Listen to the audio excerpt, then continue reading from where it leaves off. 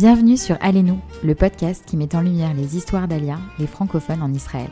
Avec ce podcast, on veut partager des témoignages, des conseils et surtout, vous aider. Que vous soyez en plein questionnement ou déjà en Israël. Alors à chaque épisode, on va vous proposer des témoignages de francophones qui ont fait leur Alia. On va parler des défis, des surprises, des réussites, mais aussi des moments de doute. Et on partagera avec vous des conseils pour éviter les pièges et avancer plus sereinement. Alors abonnez-vous dès maintenant et à très vite sur Allez-nous. Bonjour Mélodie. Bonjour Samantha. Bonjour Julie. Bonjour. Bienvenue à notre micro. Merci. Alors, est-ce qu'on peut commencer avec une petite présentation où tu nous donnes ton nom, ton âge et ta date d'Alia ? Ok, Julie, 42 ans bientôt, et Alia le 29 octobre 2019. 2019, donc il y a 6 ans. Et alors, qu'est-ce qui t'a amené en Israël ? J'ai toujours voulu faire mon Alia. Vivre en Israël depuis que j'étais en France, c'est dans le programme familial. Du côté de ma mère, ils venaient d'Égypte, donc dans les années 60, ils ont dû se faire virer. Du côté de mon père, Ashkénaze, la Shoah.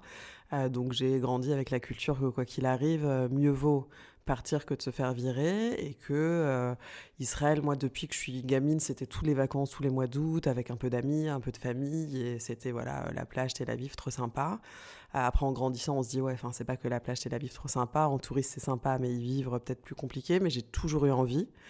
Et voilà, petit à petit, j'y ai réfléchi. Plus on rentre dans la vie professionnelle, on travaille, on s'installe, on se dit mais se délocaliser. Et je connaissais pas la langue. J'ai pas grandi dans un milieu religieux, je connaissais pas du tout l'hébreu, rien du tout. Mais j'avais toujours eu envie. Et qu'est-ce qui a fait du coup que t'as pas considéré ça par exemple après les études ? Parce que tout s'est enchaîné. Je me posais pas la question. En fait, je m'imaginais pas faire mon Alia seule. Normalement, c'était un programme qu'on voulait faire avec ma maman. Entre-temps, elle est décédée. Elle pouvait pas faire son Alia facilement avant sa retraite parce qu'elle était expert comptable, commissaire aux comptes. Et en France, c'est le seul métier au monde où c'est la loi française, et partout dans le monde, c'est la loi anglaise. Donc, c'est l'un des seuls métiers qui est difficilement exportable. J'ai mon frère qui fait à peu près le même parcours et qui est en France avec 3 enfants, est marié. Et donc voilà, on s'était dit, moi j'étais très liée avec ma mère, même si à l'époque j'étais fiancée, mais on prévoyait de partir en famille, on savait pas quand, et puis c'est un peu comme beaucoup de Français, on est bien installés en France, j'avais un très bon boulot, un bon salaire. T'as fait quoi comme études ? Tu faisais quoi comme travail ? J'ai fait Dauphine, donc business school, j'ai toujours voulu faire du marketing et de la communication, je suis sortie de là, j'ai travaillé chez Lancôme, L'Oréal International, et après j'ai commencé très rapidement à travailler dans la télévision, pour une petite boîte qui petit à petit a grandi. J'y suis restée 12 ans jusqu'à ce que la boîte se fasse racheter par Canal+ International. J'ai grandi avec cette boîte. Je suis passée de stagiaire marketing à directrice de la communication internationale pour des chaînes en Afrique. Jusqu'au moment où c'était le rachat de Canal. J'étais rentrée dans cette petite boîte parce que c'était la petite boîte. Je voulais pas d'un L'Oréal, je voulais pas d'un Canal. Le Canal nous a rachetés, donc à partir d'un moment, je suis partie. Je suis partie en plus avec une rupture conventionnelle, donc je m'étais dit, il est temps de réfléchir. Et du coup, je me suis dit, il faut écouter les signes, Bami Shamaim, vraiment, deuxième fois, là, c'était licenciement économique, encore plus jackpot, Génial. 2 ans de chômage. J'ai jamais été au chômage de ma vie, j'avais tout enchaîné, j'ai de l'argent de côté, mon appartement à Levallois, enfin vraiment la petite vie rangée, avec un garçon à l'époque, pas encore fiancé, en me disant, bon, je fais quoi ? Et j'ai toujours eu envie de faire l'Alia. Ce garçon à l'époque, lui aussi avait fait son Alia quand il avait 17 ans, il a fait l'armée, il est rentré en France. Moi, j'avais plus de boulot qui me tenait par l'argent, lui c'était plus la famille qui le tenait, donc c'est vraiment, je lui ai dit, allez. Et comme quand une fille décide de bouger, en moins de 3 mois, on était en Israël. J'ai fait, au mois de début septembre, un voyage de repérage. J'ai trouvé l'appartement qui a été signé avant de repartir. Alors attends, où est-ce que tu t'es... J'ai une copine en fait qui a fait son Alia 1 an avant moi. En fait, le hasard a fait que 2 ans avant que je fasse mon Alia, on était en vacances avec cette copine, des cousins et tout. Elle a rencontré celui qui est son copain aujourd'hui pendant ces vacances-là, et moi j'avais rencontré mon mec aussi de l'époque, sauf que le mien il était en France, elle aussi elle était en Israël. Donc elle, relation à distance, puis elle est venue en Israël 1 an avant moi, copine de Dauphine. Et je vais chez elle, genre en vacances comme ça, je dis en fait, je viens m'installer. Donc en septembre, avec mon copain, on arrive chez eux, 1 semaine, on trouve l'appartement, je m'inscris à l'Outpan. On a fait l'Alia à Ramat Gan directement, parce que si j'avais une cousine, une tante à Ramat Gan, c'était moins cher que Tel Aviv. J'avais du coup déjà un couple d'amis qui étaient à aussi à Ramat Gan, côté. d'accord. Mais tu connaissais Ramat Gan avant de venir ? Je connaissais juste quand j'avais été 2 soirs chez ma cousine dîner à Shabbat, et j'allais tout le temps chez mon autre cousine qui est sa sœur qui habite à Tel Aviv. au bout de la rue de l'Ulpan Gordon. Mais du coup, Ramat Gan t'a plu et tu t'es dit, ok, vas-y. Je me suis même pas posé la question, je me suis pas demandé si ça me plaisait. Je voulais être, pour moi, à Tel Aviv, mais c'était trop cher. J'avais de la famille à Ramat Gan, 7 km. On a acheté des vélos électriques dès qu'on est arrivé. On a trouvé en 3 jours un appartement qu'on a signé avant d'arriver. Donc l'appartement était vide, dégueulasse, mais voilà. Je vous raconterai la première nuit. Vas-y, raconte-nous la première nuit. La première nuit. Donc, j'arrive le 29 octobre. Je suis pas censée arriver le 29 octobre. Je devais arriver une semaine avant, mais l'agent juif a oublié d'acheter mes billets d'avion. L'assistante s'en rend pas compte, mais moi je dis, j'ai pas reçu mes billets. Ah, oups, plus de place sur les vols prévus. D'Alia, ouais. Donc, je m'achète mon billet Transavia en disant la première date qui arrive avant le début de mon Ulpan. Du coup, je pars pas en même temps que mon mec. Je pars seule. Ah, lui, il avait son billet. Non, lui, c'était un Toshav Roser Keilou, donc il était plus dans le même délire. Donc lui, il partait 5 jours après moi. Je dis, c'est pas grave, je m'en fous, on fait l'Alia, allez, je suis seule avec mes 40 kilos de valises, on a fait les colis et tout. On avait l'appart, j'avais mes clés, et l'appart totalement vide, mais j'avais mis dans ma valise un matelas gonflable et une lampe torche. Je suis arrivée, l'appartement était vide à l'aéroport. Normalement, ils nous donnent une puce. Il n'y avait plus de puce, donc pas de téléphone, pas d'internet. Le taxi qui nous emmène, il emmène aussi des Russes. J'avais 3 valises, il en laisse une que les Russes prennent. On arrive en bas de chez moi, on se rend compte que les Russes ont pris ma valise. On retrouve ma valise. Mais attends, Julie, à ce moment-là, tu Je me dis, il y a plein de signes, il faut que je reparte. Ouais, attends, c'est pas fini, attendez, c'est une bénédiction, ce début. Mais comme quoi, en fait, quand on sait, je savais que j'avais envie de vivre ici, et depuis, il y a eu le corona, les missiles, la guerre, et les tornades, le tremblement de terre, et je dis, et alors quoi d'autre ? Vraiment, genre, je m'en fous, genre Ace Ventura, genre, je m'en fous les éléments, non, Bruce tout-puissant. Quoi d'autre ? Et donc, tu m'envoies quoi d'autre ? Rien à foutre, je suis là. Et voilà, et donc, les Russes qui ont pris ta valise. Je récupère ma valise, je monte enfin, je vais m'acheter ma propre puce pour pouvoir avoir Internet et appeler. J'arrive en haut de mon appart, et là, ma copine qui vit là, et on avait une autre amie qu'on avait rencontrée au Mexique. Allez, viens, on va dîner. Hop, je pose mes valises, je ferme l'appart, on va dîner. À 1h du matin, je dis à ma copine, bon, faut quand même que j'achète du PQ, j'avais pas de PQ. Je me retrouve avec mon PQ, et là je découvre que jour et nuit, il y a des trucs à côté ouverts. Il n'y a pas d'électricité, j'ai mon matelas gonflable, mais j'ai un téléphone et j'ai du PQ. Attends, on était quel mois ? 29 octobre. 29 octobre, donc il faisait ni chaud ni froid en fait. Donc t'es bien tombé quand même dans ton malheur. Ni chaud ni froid dans un appart qui est il faisait froid, vieux, ouvert aux 4 vents. Et ton mec n'était pas arrivé 5 jours après. Il arrive 5 jours après moi. Attendez, donc on finit le repas, je suis en bas de chez moi et l'ascenseur ne fonctionne pas. C'est au 8e étage. Oh là là. Sauf que c'est un bâtiment où il y avait 4 entrées différentes et je l'avais vu que 2 fois. Le jour, je l'ai visité, je l'ai signé et quand je suis arrivée 3 fois. Et là, je rentre du restaurant, l'ascenseur ne fonctionne pas. Et là, je sors, les escaliers ne sont pas à côté de l'ascenseur. Et donc, je sors, je vais sur le côté, je monte 8 étages avec mon PQ machin. Et là, je dis, c'est pas mon appart. Je redescends les 8 étages. J'essaye une autre entrée, 8 étages, non, c'est toujours pas le mien. Et là, j'appelle ma copine en disant je viens dormir sur ton canapé parce que j'ai pas d'ascenseur et je sais pas où sont les escaliers pour arriver chez moi. Franchement, c'est hyper drôle parce que ils sont spécialistes ici des entrées Aleph, Bet, Gimel, dans la même adresse en fait. Et ça, tu découvres quand t'arrives parce que tu connais pas. C'est ça. Mais j'étais... Attends, Knesset Bet, je le savais, mais sauf que les escaliers, ils sont à l'opposé du Knesset Gimel. Bon. Je dors chez ma copine, le lendemain matin, je me réveille, et là, l'ascenseur refonctionnait, donc je monte, et là, je découvre, je redescends des escaliers, je vois que j'aurais jamais trouvé. Je m'installe un peu, je découvre l'appart. Ah oui, il faut ouvrir un compte en banque. Ma propriétaire me dit, ouvre à la banque Mizrahi parce que c'est ma banque, ils vont te recevoir. J'essaye d'aller à Givatayim. Je lisais pas l'hébreu, je connaissais pas Givatayim qui est une ville juste à côté de Ramat Gan. Vraiment, normalement, mais aujourd'hui, j'y vais à pied, voilà. Je lisais pas l'hébreu, je connaissais pas Aleph Bet et tout écrit en hébreu ou en arabe. Même pas en anglais. Et bien sûr, je prends le bus dans le mauvais sens. La base. Donc, je n'arrive pas à Givatayim, j'arrive à Bnei Brak. Je me souviens qu'il faisait quand même chaud le 29 octobre. Tu savais quand même que c'était Bnei Brak ou tu pensais que c'était Givatayim ? Non, comment je m'en suis rendu compte ? Parce qu'en fait, 29 octobre, il faisait chaud. D'un coup, il n'y a que des papillotes. J'étais en poum-poum short, version israélienne, t-shirt, Et tout d'un coup, je me suis sentie un peu pute. Quand tout d'un coup, dans le même bus, les femmes étaient derrière et les hommes étaient devant et qu'on me demandait d'aller derrière et que je On t'a vraiment demandé ça? Ah bah oui, parce que Ah, quand wow. le bus 161 ou 61, je sais plus, quand tu vas vers Le Mnébrac, 61, ouais. à un moment, bah, les femmes sont derrière, les hommes sont devant. Ah quoi. ouais? Voilà. Non, moi, je le prends souvent. J'ai pas... Bah maintenant, je m'en fous, mais en Ouais, fait, ouais. si tu observes, D'accord. et maintenant, Ouais, bon, je suis d'automatisme, en fait, respectueuse, les gens voilà. le font. Et donc, j'arrive au truc à Mnébrac. J'attends poliment pendant 1 heure et demie.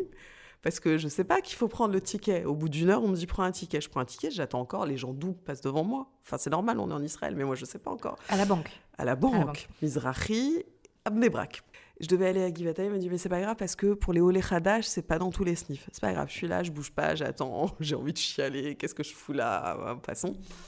Au bout d'1 heure et demie ou 2 heures, la nana elle me dit je suis désolée, en fait je m'en vais. Je dis mais ça fait 1 heure et demie que j'attends. Elle me dit ah bah ouais mais fallait venir avant. Je dis bah tu m'as pas appelé. Elle me dit bah fallait venir, tout le monde vient. De toute façon, je rentre chez moi sans compte en banque. J'arrive chez moi, finalement en bas de la maison il y avait la banque Discount. J'arrive, il y a une meuf qui parle français. Allez, ouvre mon Magnifique. compte, rien à faire, faites ce que tu veux quoi.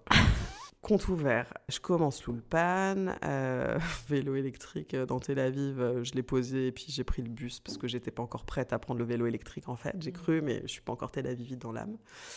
Et voilà, je commence mon Ulpan, machin.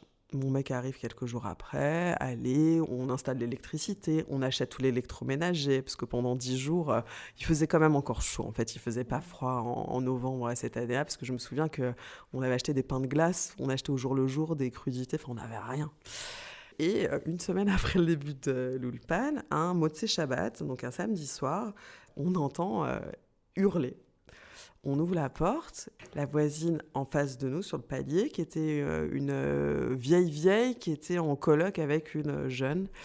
Et là, ah ouais, non, ah ouais. Rien ne va dans cette histoire, rien non, ne mais va. c'est attendez, ça hurle et on voit des flammes sortir. Et elle crie, elle hurle. En fait, la vieille avait mal éteint sa cigarette qu'elle avait jetée dans la poubelle, donc l'appartement était en feu. Oh là là. Mon mec de l'époque, bon réflexe, fout la vieille dans l'ascenseur, même si c'est interdit, mais elle pouvait... Fous la vieille dans le feu. Non. 8 étages, elle pouvait pas les descendre à pied. Et donc là, je découvre qu'on on dit feu en Israël, esh, esh. Et donc là, il me dit, on a descendu la vieille, il me dit, tu descends tous les étages, tu tapes à la porte et tu dis esh, esh. Voilà. Donc moi, je viens d'arriver, pyjama, hop, Motzei Shabbat, petit short, sans sous-type, esh, esh, à toutes les portes, esh, esh, quoi. Les gens, ils comprennent pas. Et moi, je sais pas ce que je dis, esh, esh, et je descends en bas. J'appelle ma Welcome copine. to the Hallelujah Comedy Ah, Show tonight. Et donc là, les pompiers arrivent, bon, ils éteignent le feu, tout va bien, ils vérifient chez nous que c'est pas intoxiqué. Heureusement, on avait fermé les portes et tout, pas intoxiqué, voilà. Mais vraiment, de chez nous, de l'extérieur, on voyait les flammes, l'appartement ravagé, la vieille pas morte, tout va bien, hein. La jeune, tout va bien. C'était une immigrée argentine, elle avait du cash avec elle, les pompiers ont réussi à prendre sa valise de cash. Non mais voilà quoi. Et ouais, je suis comme ça fait même pas une semaine que je fais mon alia. Et je dis bon, bah je vais pouvoir raconter un truc à l'Ulpan demain matin, quoi. Mais est-ce qu'à ce moment-là, en fait... Ah non, mais là j'ai cumulé les mal. Je me suis dit, il y a peut-être un message de Dieu qui me dit en fait rentre. Et non, bah non. parce qu'en fait, t'es venue hyper décidée, en fait. Tu t'es dit, allez, c'est le moment, on y va. Non, mais je Voilà. m'attendais pas à tout ça. Enfin, ça aurait pu Ouais. être plus sympa quand même. Quand même, tu vois, j'avais pas besoin de tout ça. Je savais que je voulais venir, mais... Et l'Ulpan, comment t'as abordé ça? Tu t'es mis en mode studieuse, j'y vais. Alors moi, je suis scolaire. Il y en a qui sont doués pour les langues, ils entendent un mot et ça rentre. Moi, je dois lire, écrire, réviser, faire des exercices, voilà, très scolaire. Donc j'ai fait ça, l'Ulpan intensif, 5 jours par semaine, 5 heures par jour. Ah, wow. Je rentrais, je faisais mes devoirs et hop, c'était reparti le lendemain. Tu l'as fait où? À Gordon? Gordon, ouais, j'ai adoré. Je connaissais pas Aleph Bet, donc j'ai fait Kita Aleph. Donc moi je suis arrivée, je croyais que j'allais être Aleph plus ou quoi. Aleph. C'est-à-dire non, parce que j'avais fait genre 2 ans d'Ulpan, 2 heures par semaine à la synagogue de Neuilly, quoi. Donc je croyais que j'allais être Aleph plus. Non. En même pas 10 jours, on avait vu ce que j'avais vu en 2 ans, tu vois. Ah, c'est fou. Ouais, c'est très, très intense, l'Ulpan. Super intense, Iria. mais super. Enfin, moi qui suis studieuse, j'ai adoré la méthodologie parce que au bout de 2 semaines, on peut commencer à parler et se débrouiller, quoi. Enfin, la méthodo est dingue. Tout le monde n'accroche pas, mais moi j'ai adoré. Premier Ulpan, j'ai eu la plus vieille des profs, Ayelette de l'Ulpan Gordon, très bien parce que très scolaire. Et pour le début, l'apprentissage avec tous les systèmes des racines, shorashim et tout, c'était fabuleux. Et 3 jours avant l'examen de Kita Beth, Corona, confinement mondial. Donc pas d'examen. C'est-à-dire de quitter à Aleph, c'est l'examen. La fin Kita Aleph voilà, pour c'est passer ça, en d'accord. Beth, pour valider le niveau Beth. C'est Aleph Beth, tu D'accord, sors j'ai quand tu compris. sors, t'as Aleph Beth. Veille, alors on a passé du coup l'examen, il y avait oral et écrit, on a passé l'examen oral par téléphone, ce qui est cool parce qu'on a tous triché comme c'était par téléphone, on savait les questions parce qu'on nous préparait les questions et les réponses, donc voilà. Attention, ChatGPT n'existait pas à l'époque. Non. Donc, t'as quand même un peu de mérite. Non, pas trop, parce que en fait, c'est des questions-réponses, on te prépare avant.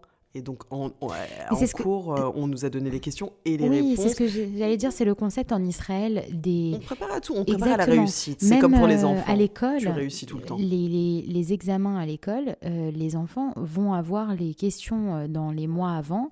Et donc, en fait, quand ils arrivent à l'examen, il n'y a jamais de question piège. Purée, mais c'est trop marrant ce que vous dites, parce que j'en ai parlé aujourd'hui au travail, parce qu'on a une certification à passer, et il y a un examen à la fin de la certification. Et mon collègue, il me dit... Non, mais je vois pas pourquoi tu stresses. Hein. Tu auras les questions genre, Bah oui. 2 jours avant. Bah oui. Et puis Bah voilà. oui. Et moi, j'étais en mode stress et je faisais la préparation à l'examen hyper Non, sérieusement. Et tout pas le monde me dit besoin. mais Détends-toi. C'est un rapport à la réussite Ici, c'est qui très est au modèle très américain. important. Ils encouragent, tout le monde réussit quoi qu'il arrive et il n'y a pas de standard. Ouais. Ici, quand on rencontre des gens, on ne demande pas forcément tu fais quoi dans la vie, qu'est-ce que tu aimes faire. Et les enfants à l'école, ils peuvent faire du dessin et c'est fabuleux, ils ne sont pas obligés d'être bons en maths. Quoi. Et j'ai appris récemment qu'au-dessous de je sais plus quelle note, imaginons par exemple tu as moins de 15 sur 20, alors c'est pas sur 20 ici mais voilà, Sur 100. En dessous de je sais pas quoi sur 100, ils te donnent pas ta note, ils te disent il faut refaire. Ouais, bien sûr. Tu vois, et ils te disent pas t'as eu 12 ou t'as eu tu vois. ah, il n'y a pas où ils te donnent dans l'ordre et tu vois que ta copie, elle vient pas. Ouais, non, en français, nous, on aime la carotte sens et le notre bâton. trauma ou pas Ouais. Si t'étais pas dans les 5 premiers, c'est que tu t'allais te faire défoncer à la maison. Ma grand-mère disait tu as eu 20, super. Pourquoi t'as pas eu 21 ? Non, t'as eu 20, super, les autres, ils ont eu combien? Oui, et les autres, ils ont eu combien, la base? Alors, ta grand-mère était quand même très, très exigeante. Mais moi, j'ai toujours été dans les 3 premières. Et moi, mes copines, même qui étaient 10e, elles avaient des cadeaux. Et moi, je rentrais à la maison avec mon 19 sur 20. Ah, putain, maman, je suis 2e, ou machin. Et pourquoi t'étais pas première et tout. Et je lui dis, non, mais pourquoi moi, tu me dis pas bravo? Elle me dit, mais tu travailles pour toi, ma chérie. Enfin, c'est pas pour moi. Moi, j'ai déjà un travail. C'est toi ton avenir. Et je dis, mais elle a eu un cadeau, elle a moins que moi. Mais tu te compares au rat des pâquerettes? Bah, vois plus. Voilà. Est-ce que c'est les juifs, ça? Ouais, c'est l'éducation très juive, très au mérite. On est des bosseurs. Ouais, Enfin, c'est vrai. on a le plus de prix Nobel et tout parce que on se contente pas du... On se contente pas, et même quand on vient... Alors, enfin, moi, ma mère, elle s'est fait toute seule. Elle est arrivée d'Égypte, pareil, des racines et machin. De zéro, on sait tout construire. Elle m'a inculqué, moi, depuis mes 16 ans, j'ai commencé à travailler l'été. Je suis d'accord avec toi, je pense On même a ça plus en que ça, il y a culture. pas... On nous dit toute la journée qu'on se victimise, mais moi je trouve au contraire, on n'a pas du tout cette mentalité pas du victimaire. On n'a Non, même non. pas le temps Non, de bah se non. dire Ouais. qu'on est victime. On cherche Regarde ce toujours qui se mieux. passe ici. Non, bien sûr, non mais je parle de victimaire dans le sens générationnel où on attend que ça se passe et on attend que les choses nous tombent dans la main, tu vois. Jamais, ouais. Et ça, Ah c'est non. vraiment quelque chose que je vois dans l'ethnie juive, que on se construit nous-mêmes et on n'attend pas que là où on vit, On se dans la contente pas. diaspora, voilà, on se contente pas que les autres nous aident à nous construire, on se construit nous. Qui t'aide à te construire. Enfin, aide-toi, le ciel t'aidera. Moi, j'ai été élevée comme ça. Moi aussi, Et tu vois, 100%. merci mon Dieu, Toda à elle. C'est à toi de faire le truc. On t'a donné un cerveau, on t'a mis dans des bonnes conditions. Grâce à Dieu, on est né juif en Europe et pas, je sais pas où.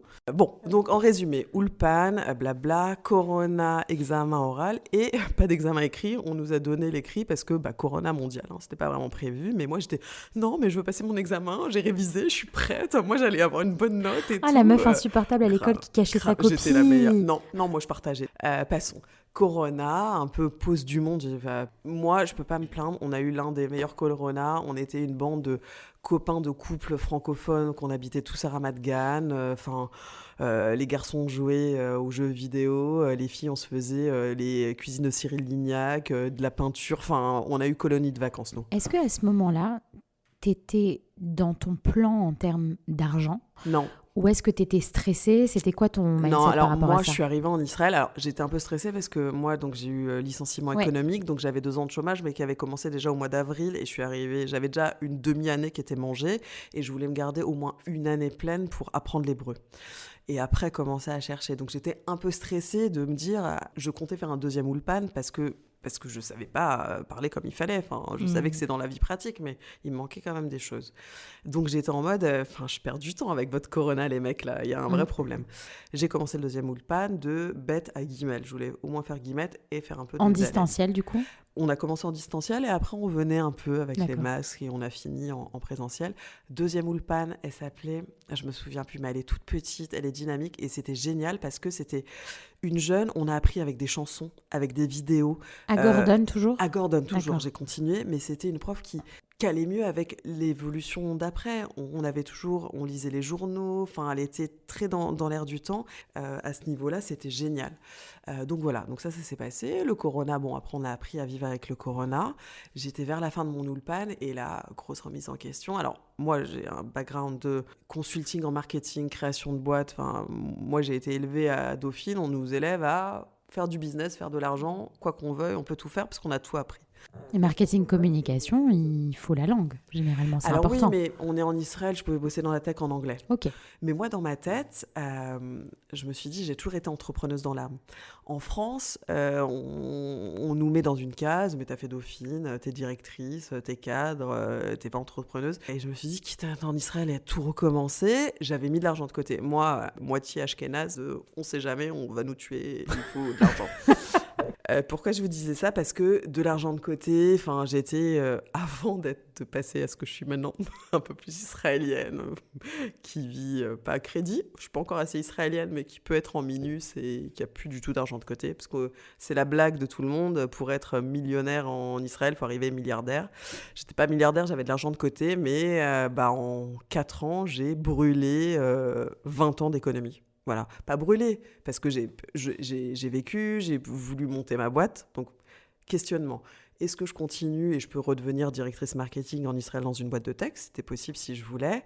Mais non, quitte à tout recommencer, j'ai toujours voulu monter ma boîte en Israël. J'adore les animaux. Je fais de la communication et quand on dit en Israël, la voix, c'est kol. Et je voulais être hakol, la voix de ceux qui ne pouvaient pas parler. Qui ne peut pas parler? Les enfants et les animaux. On passe que quelques années sur Terre et ce qui reste, on part tous nus et on peut être millionnaire ou quoi. Ce qui reste, c'est ce qu'on a créé. Je voulais être utile si je restais encore sur cette Terre, donc créer ma société qui serait un sanctuaire qui aidait les enfants malades à l'aide des animaux. T'as dû faire comment dire? T'as dû faire un training pour ça? Tu t'es formée? Alors, moi, je m'auto-forme. Je suis hyper active, hyper Ah bon? sensible. C'est ce qu'il y a. Sur Ritaline, pas sur Ritaline. Pas de Ritaline, parce que je veux pas de Ritaline. Moi, ma Ritaline à moi, ce qui me calme, c'est les chevaux. Et de façon naturelle, et c'est vrai, parce qu'après j'ai aussi fait une formation de thérapie à l'aide des chevaux, parce que j'avais commencé par la formation de thérapie à l'aide des chiens. Je me suis lancée, donc j'ai fait le test de boulot chez Qualita, où le mec m'a dit, tu sais ce que tu veux faire en fait, tu vas être thérapeute à l'aide des chiens. Je voulais faire de la thérapie à l'aide des chevaux, il m'a dit, non, c'est plus simple que tu fasses avec les chiens, comme ça t'as pas besoin d'avoir ton écurie. C'est pas grave, à Kol et Tova. Je suis arrivée là parce que j'ai fait ça. J'ai adopté ma chienne Toda Lael et ça m'a apporté à d'autres choses. Je commence la formation thérapie à l'aide des chiens, j'adopte ma chienne pour ça. 100% en hébreu. Je sors de mon Kita Gimel. Donc Gimel, on a 8 ans en Israël qu'on sort Kita Gimel. J'arrive à peine à parler, je parle avec beaucoup de fautes, je lis pas beaucoup et j'écris quasiment pas. Tous les cours sont en hébreu. Chaque semaine, en fait, il y a 500 pages, allez, 50 pages en hébreu les chiens descendent des loups, les léakas, que c'est un vocabulaire très technique. À l'oral, genre, j'étais l'une des meilleures, je faisais les trucs dès les premiers tests, mais il fallait lire, écrire et faire les trucs. Et donc, au bout de 2 mois, je dis, écoute, en fait, je suis pas prête et je vais le rater, et moi, je suis perfectionniste. Donc, j'ai dit à la meuf, en fait, je vais pas faire ça tout de suite. Et donc là, je me retrouve avec ma chienne, je suis enchantée, c'était cool, mais sans boulot. Donc j'essaye de trouver un boulot. Je pense qu'il y a beaucoup de gens qui sont effrayés, et on en parlait avec Bob Asbara. Je pense qu'il y a beaucoup de Français qui sont effrayés par l'hébreu, mais vraiment effrayés. Alors ma force, c'est ça. Moi, j'aime parler et c'est Voilà. mon métier. Donc, c'était inconcevable pour moi de ne pas parler. Et encore aujourd'hui, tout le monde me dit, c'est fabuleux, tu parles super bien. Je dis, mais ça va pas du tout, je fais des fautes, j'écris pas assez bien parce que je veux retrouver mon niveau. Non, mais t'attends de toi une exigence, tu vois, de je veux parler aussi bien hébreu que je parle français, et donc t'y vas. Et j'ai pas Caractère, peur. et t'as pas peur, Et je m'en exactement. fous de faire les fautes et je parle. Voilà, exactement. Il y a des gens La pour majorité, qui la je suis d'accord. langue, c'est vraiment traumatisant, tu Et vois. ils ont peur et ils osent pas, ils veulent pas. Il y en a beaucoup. Bon, c'est pas grave, tu peux bosser en français, en anglais. Moi, je parle que de moi et j'ai bossé dans des trucs de plateau francophone, de phoning. Au final, j'étais très bonne commerçante, mais j'aimais pas Voilà. ça. Et surtout, moi, je ne voulais surtout pas être ces Français qui restaient avec les Français. Et là, j'arrive à Ramat Gan, je suis désolée, il y a beaucoup trop de Français maintenant à Ramat Gan, il faut que je bouge. Il n'y avait pas de Français à ce point-là quand Donc je suis en fait, arrivée. quand on te ramène à ton identité française en Israël, ça te dérange? À certains types de Français en Israël qui sont très communautaires et qui ont peut-être pas, je juge pas, je juge un peu quand même. J'aime pas moi je suis pas venue pour ça, pour le côté communautaire, et Toda à elle que je me suis séparée de mon ex parce qu'on était dans ce microcosme francophone, entre couples de francophones par hasard, pas trop par hasard et tout, et je me dis mais je suis pas venue pour ça quoi, vraiment. Heureusement, je me suis séparée de perte et fracas de ce garçon, mais vraiment à col et tova. Et là, on va en venir. Et la vie amoureuse et être célibataire et se réinventer à l'aube de ses 40 ans, parce que quand je me suis séparée, j'avais quand même 38 ans. À la base, j'étais fiancée, on allait faire une FIV, des jumeaux et tout. Et hop, 38 ans, célibataire, seule avec mon chien. Voilà. Attends, mais Et pas de boulot, et pas de boulot. à ce moment-là, tu te dis pas je vais rentrer? Alors, toutes mes copines, tout le monde dit ça y est, tu t'es séparée. En Israël, j'ai découvert la dépression. Mais la vraie dépression, on sort pas de chez soi, on mange pas, on parle à personne, on veut pas se laver. Et tout le monde dit ah mais c'est normal, c'est l'alia. Bon, tout était lié. Oui, ne pas avoir ses amis, moi, Bien mes sûr. amis, le peu de famille et tout, pas avoir ses repères. Mais, alors ce qui est fou, hein, même pas 1 an après avoir fait mon alia, on faisait beaucoup d'allers-retours au début en France que ça. Très très vite, je rentrais à la maison. Très vite, au bout de moins d'1 an, je me dis, je suis chez moi ici. Je suis ici, je sais que je serai ici. Et j'étais pas encore dans l'objectif que j'allais me séparer, que j'allais être seule et tout ça. Ce qu'il faut pour faire son alia, c'est dur. L'alia, c'est dur, on le sait, qu'on ait envie, qu'on soit préparé, qu'on ait les bonnes conditions, qu'on ait les parents, qu'on ait de l'argent ou pas. Quoi qu'il arrive, ça va être dur. On est déracinés parce que en France, on est des Juifs, ici, on est des Français. C'est comme ça. Avec des avantages et des inconvénients, mais on est toujours, mais en fait, je suis qui ? Il y a un moment où est-ce que je suis à ma place, mais moi, j'ai senti très vite, je suis ici, jusqu'à la fin. J'y suis, j'y reste, quoi, je pars pas. Envoyez-moi d'autres missiles, l'Iran, ce que vous voulez, je suis là. Ça, je peux pas vous dire d'où ça vient. C'était peut-être, alors ma mère est enterrée ici, et c'est peut-être pour ça aussi, la dépression, c'est, ça y est, je suis arrivée en fait. J'avais plus besoin de courir, de tenir. En fait, je suis arrivée à destination. C'est très juste Et ce que fou. tu dis. Et C'est très la juste. C'est pression une qui sorte de redescend. décompression, Ouais. de dire ok, en fait, maintenant qu'on est là et que c'est la destination finale, c'est presque très angoissant, tu vois, de dire du coup en fait, Maintenant, c'est ça. voilà, tu courais après quelque chose. Que tu idéalisais parfois, où tu Exactement. rêvais, où tu fantasmais des trucs qui allaient être un peu plus faciles, tomber du ciel, et en fait, non. Ouais. Mais bon, il y a eu tout ça, vraiment. Dépression, pas de boulot, retrouver du boulot dans la tech. Chez Taboola, c'était mon rêve. Et au final, management à l'américaine. Et pareil, licenciement économique, parce que c'était la phase juste après le corona, où ça dégageait où tout va. Au bout de 4 mois, je me fais dégager. Pile au moment où je me sépare de mon mec. Et pendant 3 mois, j'étais sur des canapés, mais je lui dis, je garde l'appartement. J'ai un chien, j'ai pas de boulot, je reste dans l'appartement. Et voilà, donc je me retrouve célibataire. On est moitié ashkénaze, mais aussi moitié séfarade. C'est bon, putain, pourquoi ça m'arrive ? Et après, bon, si je suis encore en vie, qu'il y a des trucs, en fait, viens, on va trouver des trucs sympas. Et là, je me dis, en fait, je suis Euro Disney. C'est la première fois. Non, attendez. On fait du shopping.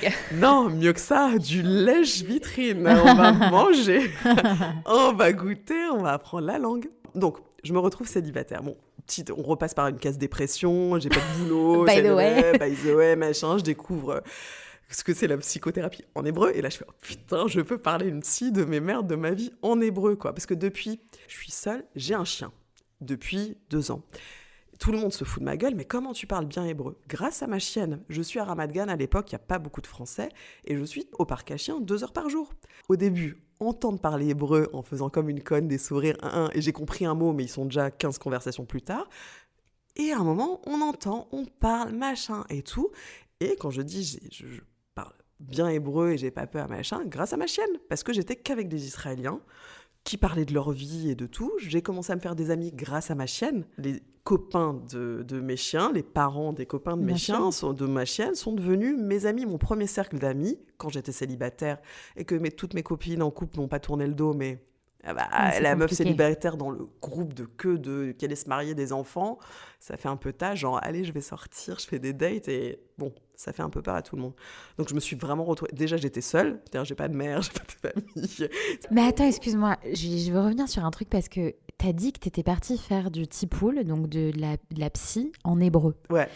C'est hyper intéressant. Tu t'es pas dit, j'ai besoin de ma langue maternelle. J'ai essayé, j'ai pas aimé. Bon, elle s'adressait qu'à la communauté française. Oui, parce qu'elle parle français. Oui, je sais, mais j'ai fait... Non, c'était très pratique à un moment. Et au début, j'ai été bloquée par ça. Quasiment tous les médecins ont fait un moment de la médecine en France ou en Europe. Oui, alors ça Samantha en parlait d'ailleurs quand on se parlait de la santé en Israël. Mais il y a quelque chose de quand même très particulier avec le tipoul רגשי, enfin avec tout ce qui est un peu רגשי, sentimental et émotionnel. C'est que ta langue maternelle... Il y a quand même, tu vois, quelque chose autour des mots que t'emploies. Ouais, je me suis débrouillée. Je faisais mix français, hébreu, anglais. On s'est compris. Ok. Et puis, c'est un peu toujours la même histoire. Enfin, c'est simple, hein. La mère est morte, elle s'est séparée, le père est séparé. Bien sûr. Non, mais ça prouve quand même que dans ta tête, t'étais déjà à un autre niveau. Tu vois ce que je veux dire d'intégration, en fait. En fait, Alors, ce que j'adore en Israël, on est le tempérament américain de on peut tout, si tu veux. On t'ouvre les portes, tu veux essayer, vas-y, tout le monde t'aide. Et il y a un truc, tu vois, les Israéliens, ils sont tous admiratifs, d'autant plus qu'on est vieille comme moi, qu'on fait son alia vieille. Et ils se disent, ah mais t'es venu, enfin t'as lâché ton boulot, ta vie, t'avais pas la langue. Ils sont admiratifs et ils aident. Je me souviens à l'époque, mon premier recommandé, c'est une caissière qui me l'a lu et qui m'a aidée. Rugby Israël. Mais alors, j'ai une question pour toi, parce qu'aujourd'hui, tu as 42 ans et... Dans une semaine. Mais tu ne les fais absolument pas, donc tu n'as pas d'enfant. Ouais. Et c'est vrai qu'on vit dans un pays où la famille a un vrai... Non, même pas un pays, on est juif. La femme juive doit procréer. Voilà. Et donc, est-ce que tu crois que... ça crée ça crée quelque chose chez les Israéliens que tu vois. Est-ce que tu sens la pression de la famille Alors, je suis passée par différentes phases parce que moi, je me suis jamais imaginé que j'aurais pas d'enfant. Si je veux, je peux encore en avoir. Il paraît que mon intérieur est parfait après les différents Rofé Nashim. Messieurs, sachez que tout fonctionne très bien, voilà. Non, j'ai fait tout un tas à lire là-dessus dans ma tête, mais que ce soit pas lié à l'alia, pas à l'alia, c'est lié à l'âge et c'est lié à l'éducation judéo-chrétienne. Moi, j'ai été fiancée quand j'avais 24 ans. Je suis partie de ma maison quand j'étais fiancée et normalement, si ma mère n'était pas décédée, à 26 ans, j'étais mariée. Avant 30 ans, j'avais mes 2 enfants et aujourd'hui, je serais divorcée avec des enfants sûrement. Mais j'ai été conditionnée, mais sans me poser de questions. Je me suis jamais posé de questions. Je dis, bah oui, je cherche mon mari juif, d'avoir ma petite maison en banlieue parisienne avec mon chien, mon boulot et faire Shabbat, quoi. Et là, je me retrouve à 38 ans. Quand on s'est séparés, on devait signer, parce que pour faire une fille, il faut soit être marié, soit signer un contrat. Ok. Après, je me retrouve 38 ans célibataire. Et là, je me dis, bon, je veux quoi ? Bon, je me retrouve pour la première fois de ma vie célibataire en Israël. Ouvre ton Tinder en Israël. Excuse-moi. Ici, c'est Tomer, Lévi. C'est drôle comme on commence toujours par Tomer, hein, quand on c'est parle que de des dating, c'est que des Tomer. Et donc, Euro Disney, et là, tu ouvres le Tinder, tu fais ouais, je match. Et là, tu matches. Parce que moi, bon, 1m70, très en forme, on va dire, en Afrique, on m'aimait bien. Et ça te vexe un peu, parce que tu dis, donc, j'ai un gros cul. Et moi, j'étais pas très africain dans l'âme, tu vois, donc j'ai découvert que j'avais Les gars, on va vous laisser avec Julie. Passez une bonne soirée. À bientôt. Voilà. Non, mais en Israël, ça fonctionne bien parce que on est au Middle East et les mecs, ils aiment quand il y a un truc à attraper, à manger. Donc, moi, il y a à boire et à manger. Oui, parce qu'avec les dépressions et l'alia, j'ai pris 20 kilos. Ouais, les kilos de l'alia, ils sont durs. Hein. 20 quand on a 40 ans, les meufs. C'est dur, j'attends aux Zenpic. Mais attends, est-ce que c'est vrai que les Israéliens, c'est vraiment des fuckboys ? Parce que moi, je l'entends ça partout. Alors, il y a de tout, mais si tu as envie... Ouais, et puis en fait, on a envie aussi. Non, tu te retrouves célibataire. Moi, j'ai été quasiment toute ma vie en couple. Non, ici, tu découvres la vie. Et tu découvres que en Israël, tu es exotique. C'est clair. L'accent français. Donc là, tous les Israéliens bavent et me disent, tu peux me raconter ce que tu veux. Genre, j'ai l'impression d'être italienne ici ou d'être brésilienne. Genre, les mecs... Et pourtant, moi, normalement, je suis pas la jolie dans mes copines, tu vois. Je suis la grosse, je suis la rigolote. Non, mais c'est vrai. Et là, je me retrouve avec la meuf sexy. Ah oui, moi? Bon, d'accord. Bon, au final, t'y crois parce que... t'avais bien besoin de ça. Et ça te remonte l'ego. Voilà. Bien besoin Donc de ça. là, tu passes. Moi, j'ai eu un bon 6 mois, presque un an, en me disant, attends, quitte à être vieille, célibataire, machin, et ne pas avoir l'air vieille.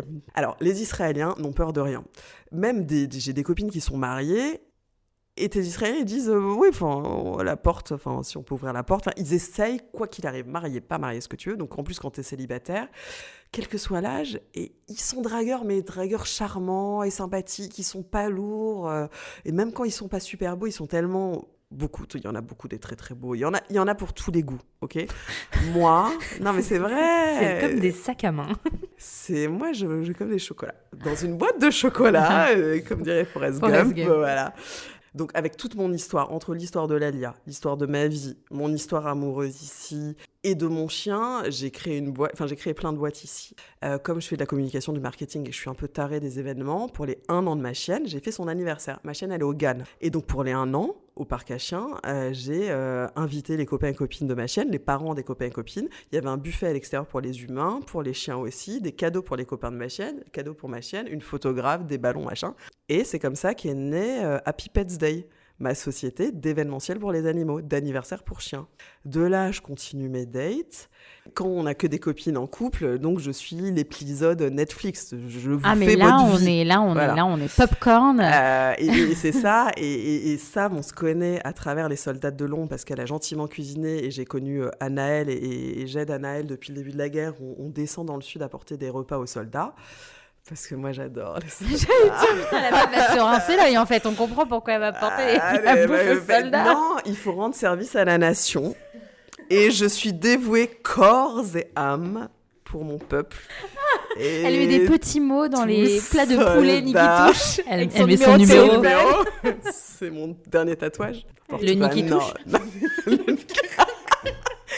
Non, mais ça fonctionne pas. Non, moi, ma cible, c'est les Israéliens. Je veux pas de Français. J'aime pas les Français. Mais les Israéliens tunisiens, ils mangent du Niki Touche. Ils savent pas. Oui, mais Niki Touche. Nick qui touche. Ah, ouais. Voilà, c'est pas une blague.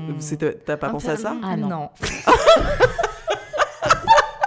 Donc, passé tout ça, donc l'épisode Netflix, j'ai testé pour vous, chers auditeurs, beaucoup testé, beaucoup amélioré mon hébreu, beaucoup appris de chansons, de culture, de vraiment, ça m'a propulsé dans mon hébreu, aussi des contacts. Et en fait, je dis ça à mes copines qui commencent à dater, qui sont débutantes, dater utile. Non, c'est vrai. Dater un chef cuisinier, s'il vous plaît. Alors ça, Qui c'est vous fasse à Jonathan. manger. Oui, regardez, non, je vous fais le lien avec l'Alia. Je suis seule ici, une femme seule, et en fait, je suis sortie avec beaucoup de gens, ok? Et je suis restée en contact avec beaucoup, en tant qu'amie ou rendre service, et ça a été mon réseau des amis d'amis. J'ai trouvé des boulots comme ça. L'un de mes derniers mecs m'a accroché mon rideau. Sans rigoler, c'est super intéressant ce que tu dis, parce que ça dénote aussi du fait que on est quand même un peuple. Enfin, tu vois ce que je veux dire? Ce que tu dis là, ça peut pas arriver en France. Non, surtout pas. C'est vraiment très particulier. Oui. C'est que là, tu te dis, bon, en fait, le mec, on parlait avec Talia de dating dans un de nos épisodes où elle disait, par exemple, moi, un des mecs que j'ai daté, il m'a invité à Shabbat au bout de dates, etc. Et en fait, c'est quand même très particulier, mais c'est ça qui fait le lien. Et surtout, en France, on trouverait ça bizarre. On va se dire, il y a un loup, il y a un truc qui va pas. Et sinon, très très vite, on a fait un premier date. 2 jours après, il m'a emmené à la mer Morte faire un date fabuleux, un pique-nique. On était seuls au monde au milieu de l'eau et tout. Et 2 jours après, c'était pour Saint-Shavuot. Les Juifs, je sais pas, en France, c'est du love bombing, en fait. C'est exactement ce que Talia nous disait. C'est du love bombing. On te bombarde d'amour. Non, mais en fait, ils sont vraiment juste derrière. Tu laisses pas un Juif seul à Shabbat. C'est ça, fête. exactement. Et donc là, il me voit. Bon, en plus, il voulait un peu plus de moi.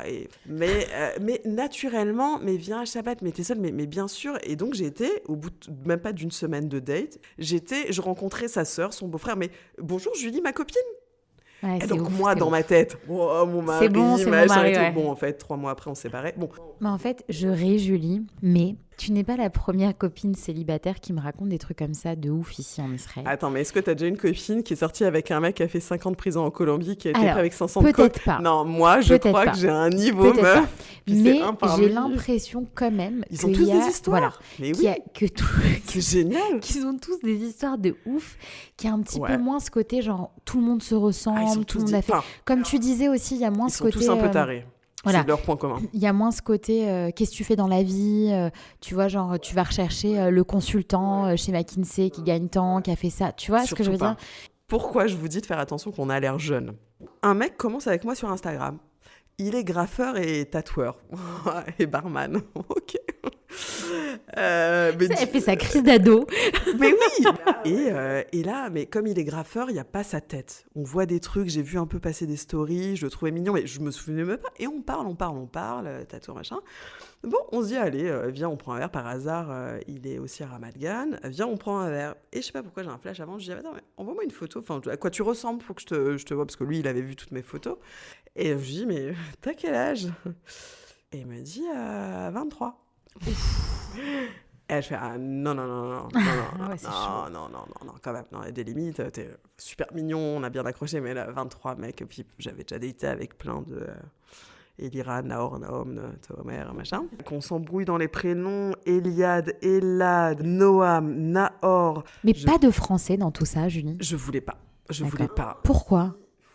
Les Israéliens et les Mizrahi, ils ont un bagou, ils sont drôles, ils sont charmeurs, t'as l'impression d'être la plus belle, la princesse, l'intelligente. Bon, ils exagèrent mais joliment. Et j'ai vécu des trucs de tarés. Ils ont tous des vraies vies. C'est pas juste ils ont fait une école de commerce, ils sont cadres et ouais, bon, et alors, on va à Cannes, on va... Non mais...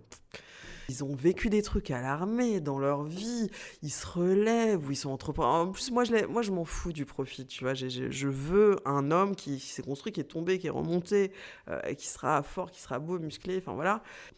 Et du coup, c'est vrai que j'ai rencontré plein de profils différents, mais avec ce lien en commun, ils sont attachants. Ils ont envie, ils sont bosseurs, et surtout, l'homme juif mizrahi, il veut être l'homme. Il veut rapporter de l'argent, il veut... Moi, on m'a quand même dit qu'il y avait un sujet avec les mères. D'être des fils... Alors, attends. Ça, c'est les Marocains.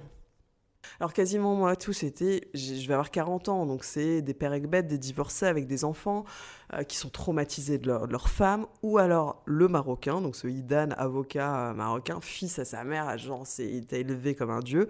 J'ai essayé, je me suis forcée avec 2 Ashkénazes. Non. Parvé, j'y arrive pas. Et non, mais j'en ai vécu des trucs, le mec. Ouais, mais du coup, regarde, Julie, t'en es où là? Tu vois ce que je veux dire? T'as eu ton année de folie, t'es 6 mois, 1 an de... Bon, allez, je suis... Ça fait 4 ans que je suis séparée. Dans ta tête. Alors, c'est ça le chilouv. Le changement après. On se dit, tiens, je m'amuse parce que j'ai envie de m'amuser. Voilà. Et après, t'as plus envie de t'amuser. Mais les applications et les Israéliens, et ça dépend à l'âge où tu as, si tu veux te marier et faire des enfants, c'est pas vraiment ça. Ça fait 4 ans que je date, que je m'amuse, que j'ai pas fait que des dates, j'ai eu beaucoup de relations de 3, 4, 6 mois, où j'ai rencontré les familles, on se projetait, mais t'as eu la guerre entre les deux.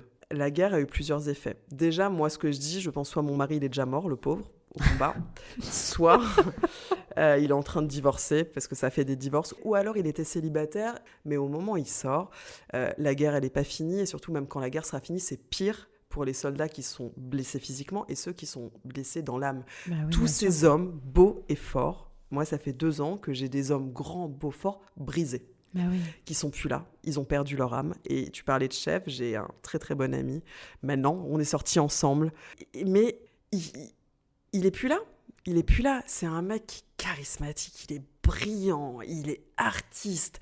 Moi, c'est pas mon style physique parce qu'il est un peu petit maigrichon, mais il est sorti qu'avec des mannequins, ce mec, parce qu'il a tout ça. Mais aujourd'hui, il me dit, Julie, et il me dit, mais je peux pas, je fais semblant, je travaille et je rentre chez moi et c'est de la drogue, de la weed ou des dates pour oublier. Ouais, il y a beaucoup de mecs un peu... Ils sont tous... perdus, mais c'est pas méchant quand je dis ça, mais... Non, mais c'est la vie en Israël. Voilà. Ils ont même pas 40 ans, ils ont vécu 3 guerres. Ouais. Ils ont déjà divorcé parce qu'ils sont mariés à 20 ans, parce que leur premier amour de l'armée machin, avec des folles furieuses, il y en a beaucoup. Moi, je rate les pots cassés, c'est-à-dire que tu te retrouves avec des divorcés qui sont traumatisés, des meufs aussi, des vampires qui se font faire des enfants. Et il y en a beaucoup. Et alors pourquoi après, en tant que Française ou étrangère, on a aussi du succès, on est plus gentille, on est plus douce? Ouais, ça on l'a entendu aussi beaucoup. Ouais, et même si moi je suis pas la plus sympa ou quoi, mais en couple, voilà, je donne, je suis attentionnée, on fait des choses. Ils disent, mais les Israéliennes ne font pas ça. Les Israéliennes demandent, t'as le permis de conduire? Tout mec qui n'a pas de permis de conduire, il est dégagé. T'as pas de toit chéni, t'es dégagé. Tu gagnes pas tant, t'as pas investi dans Ils sont tous dégagés. On a soit les traumatismes de la vie. Je suis sortie avec Shai, survivant de Nova, divorcé avec 3 enfants. Sa femme l'a trompé avec le prof de sa fille pendant qu'il était à Nova. Et il a divorcé après 25 ans parce que sa femme l'a trompé avec le prof de sa fille. Et je les vois, les red flags, mais t'as que des red flags. Parce que soit la guerre, soit... Et là, ils ont tous quelqu'un qui est mort. Jonathan, il a 2 personnes qui sont mortes devant lui. Et je suis restée amie avec eux. Parce que moi, j'ai un peu l'âme de sauveuse. Moi, je sauve des chiens. Mon dernier chien, Dobby, je l'ai pris il y a 2 ans pendant la guerre. Il a été quasiment tué par des villageois à Gaza. Il est tout cassé, mais il veut vivre. Et je l'ai sauvé. Et il me le rend bien. Et Roy, Jonathan, j'en oublie, tous les X derniers, c'est tous des Dobby. C'est des belles âmes. Et je vois le potentiel, mais ils le seront dans quelques années où ils seront brisés toute leur vie. Et oui, c'est pas grave, ils vont survivre. Elle voulait quand même faire de la thérapie avec les animaux. Oui, mais il y a une différence entre faire de la thérapie et se maquer et se trouver un mari. Oui, mais ça veut dire que c'était quand même là, quoi. Ah, bien sûr que c'est là. Mais en fait, c'est mon problème. C'est-à-dire que je vois une âme à sauver. Après, je me dis, attends, non, ça suffit. Je veux pas sauver quelqu'un. Sauf que de fait, et d'autant plus ces 2 dernières années avec la guerre et tout, il y a du monde à sauver, ouais. d'âmes. Et moi, je dis que j'aime pas les gens, mais j'aime profondément l'humain. Et je les vois, ils sont tous différents physiquement. Vraiment, si vous faites les photos de tous les mecs avec qui je suis sortie ici, il n'y en a pas un seul qui se ressemble. Mais leur point commun, je trouve que les hommes ici, ils ont des vraies couilles. Même s'ils sont brisés, ils les ont. Ils vont à la guerre. Et moi, ça me fait chialer autant que je peux leur donner tout ce qu'ils veulent, même s'ils peuvent me traiter comme de la merde. Un mec qui, le 7 octobre, prend les armes et il y va, et qui se fait sauter pour sauver sa plouga, c'est des héros. Voilà. Et tous ces héros, ils ont tous quelque chose, et même si, en dehors d'être héros, une fois qu'ils enlèvent le madim, c'est des connards qui t'envoient chier, qui finalement sortent avec une autre fille, ou qui, voilà. Vraiment, j'aime ce peuple. Tous, les hommes, les femmes, les vieux, même les enfants. Parce que j'en suis au point où je sais plus si je veux des enfants ou pas, parce qu'au final, si je vais avoir 40 ans et que j'ai pas d'enfants, peut-être autant en profiter. Rien n'arrive par hasard. Peut-être que la guerre va m'apporter l'amour par les rencontres. J'ai rencontré Anaël, avec qui on apporte des soldats depuis le premier jour, tous les vendredis. Ils apportent entre 800 et 1200 repas, et c'est pas fini, et tout le temps. Il nous manquait des repas, on a fait un appel à Ramat Gan. Sam, avec son mari, nous ont sorti un repas traiteur. J'ai été choquée tellement. Non, mais c'est vrai, vous, c'était génial. Et de fil en aiguille, on n'était pas fait pour se parler plus que ça. On aurait pu prendre un café et c'est tout. Bon, la connexion s'est faite. Et Sam s'est fait pour mission, en bonne maman de famille, de me trouver un mari. Au-delà des épisodes Netflix qu'elle aime suivre aussi, parce que ça fait un peu de piment et tout. Et c'est très dangereux, parce que je suis à l'âge où je peux sortir avec le père ou le fils, et faire attention que je ne sois pas déjà sortie avec le fils ou le père. En résumé, Tinder, toutes les applications qui sont en Israël ou ailleurs, c'est chouk bassar. Il faut être forte, il faut le prendre en mode je veux m'amuser ou pas, ou alors savoir lire entre les lignes. Il faut être forte, il faut être blindée comme partout, parce que c'est des déceptions. Il ne faut pas sortir qu'avec un mec, il faut faire plein de dates parce qu'ils font pareil. Il ne faut pas attendre qu'il t'appelle parce qu'il ne t'appellera pas. Bon, c'est la même chose partout, sauf qu'ici, il y en a plus, et ils sont encore plus beaux et encore plus charmants, et on y croit parce qu'on est française et un peu bête. C'est pas parce qu'on a vu sa mère dès le 2e date qu'on va se faire épouser. Non, elle en a vu plein d'autres, elle rigole. Et c'est pas parce qu'il t'emmène à la mer morte en Tioul. Mais les dates sont de qualité. Voilà, je suis un cœur d'artichaut et toutes mes copines rigolent parce qu'à chaque fois, non, mais lui, c'est différent. Ah non, mais lui. Puis après, lui, non, bon, c'est fini. Bon, il m'a pas rappelé. Non, mais c'est un connard, on l'aime pas. Et après, mais pourquoi tu le revois? Non, parce qu'on est amis. Chouk bassar. C'est pour ça que j'ai créé Teen Dog. un groupe dont on se rencontre dans la vraie vie, des rencontres à travers les chiens, parce qu'on a déjà un point en commun. On fait des balades ensemble, on fait des dégustations de vin et on fait pouchi-pouchi avec le chien. Et en fait, on choisit comme ça le mec qui nous plaît en fonction du chien, parce que c'est toujours beaucoup plus simple. J'ai daté dans les 3 parcs à chiens autour de chez moi. J'ai dû changer de parc à chiens parce que sinon je retrouvais mes ex ou 2 mecs qui se parlaient entre eux. Et j'étais sortie avec les 2 et je ne savais pas s'ils le savaient. Teen Dog est né de ça. Mon hébreu est né de mes dates avec les Israéliens. Ma société est née de ma chienne que j'ai adoptée ici, qui est une pure Israélienne adoptée de la rue, une chien de la casse comme moi. Et au final... Bon, donc en gros, tu repars pas. Jamais. Jamais. J'ai dit non, mais j'ai un plan génial. Enfin, j'ai une copine qui m'attend avec une écurie, des chevaux, Un mari, non, je rigole. Non, mieux que ça, parce vous avez vu la série Grace and Frankie. Oui, voilà. j'adore. Donc nous, on sera des mamans de chiens et de chevaux, et on aura des beaux gigolos, parce que moi, j'ai que des mecs de 25 ans qui veulent me voir. Mais ça n'arrivera pas parce que tu ne repars pas. Non, mais ça peut se faire ici aussi, oui. Et c'est encore mieux, mais je repartirai pas, non. Jamais. Merci Julie.